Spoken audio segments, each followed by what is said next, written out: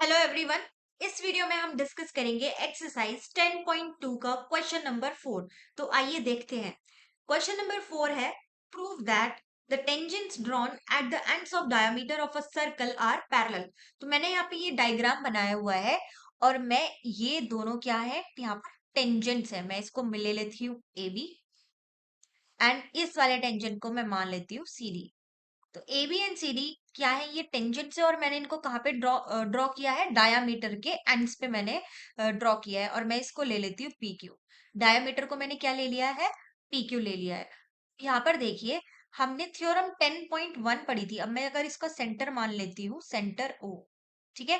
Diameter centre से पास होके जाता है, ये सभी को पता है। अब यहाँ पर देखिए, अब according to theorem 10.1, according to theorem 10.1, तो यहाँ पर क्या होगा कि ये जो ओपी है किसके परपेंडिकुलर है, ए बी के, ठीक है। एंड ये जो ओ क्यू है वो किसके परपेंडिकुलर है, आप बोलोगे सी डी के। ये हमारी कौन सी थ्योरम है, थ्योरम 10.1।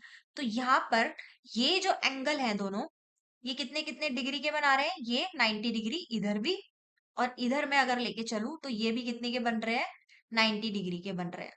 ठीक है, मैं इसको ले लेती हूँ 1, 2, 3 एंड 4। ये चारों ही एंगल कितने डिग्री के हैं, 90 90 डिग्री के हैं। आप बोलोगे कि ठीक है, अगर ये दोनों परपेंडिकुलर है, OP and O Q perpendicular है टेंजेंट्स के, तो मैं यहां से बोल सकती हूँ कि ये जो एंगल 1 है ये किसके इक्वल है, एंगल 4 के। एंड एंगल 2 किसके इक्वल है, एंगल 3 के। अब आप बता सकते हो कि ये दोनों कैसे एंगल्स हैं। यस, ये कैसे एंगल है, alternate interior angles. Alternate interior angles are equal.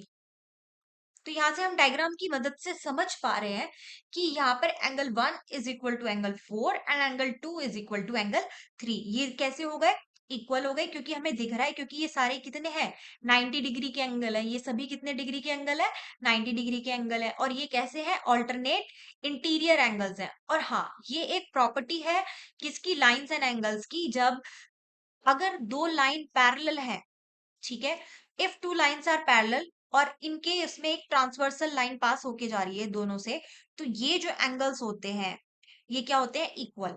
और इसका वाइस वर्सा भी क्या होता है, इक्वल होता है। वाइस वर्सा का क्या मतलब है कि अगर ऑल्टरनेट इंटीरियर एंगल्स इक्वल है, तो ये जो दो लाइंस है, जैसे अगर मैं इसको एल और एम ले लूं और हमें गिवन क्या है कि angle 1 is equal to angle 2 है, तो हम इससे क्या पता लगा सकते हैं कि ऑल्टरनेट इंटीरियर एंगल इक्वल है। So hence we can say that जो एल है, एल लाइन है, वो किसके पैरेलल है, एम के। तो ये दोनों वाइस वर्सा क्या होते हैं, ट्रू होते हैं। कि अगर दोनों एल और एम पैरेलल है तो एंगल 1 इक्वल टू एंगल 2 होगा फॉर श्योर। अगर इसका अपोजिट गिवन है, एंगल 1 इक्वल टू एंगल 2, तो हम इससे क्या बोल सकते हैं कि जो लाइन एल है वो किसके पैरेलल है, एम के। तो यहाँ पर भी हमने सेम वही किया कि हमने जो एंगल है वो उनको इक्वल दिखा दिया, और उसकी हेल्प से फिर हम बोल सकते हैं, हेंस हम ये कह सकते हैं कि ये जो ए बी है वो किसके पैरेलल है, सी डी के। क्यों, क्योंकि यहाँ पे ऑल्टरनेट इंटीरियर एंगल कैसे है, इक्वल है।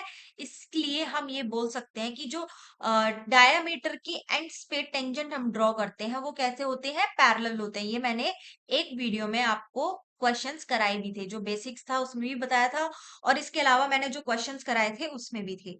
तो ये था बच्चों हमारा क्वेश्चन नंबर 4। आई होप आपको समझ आ गया होगा।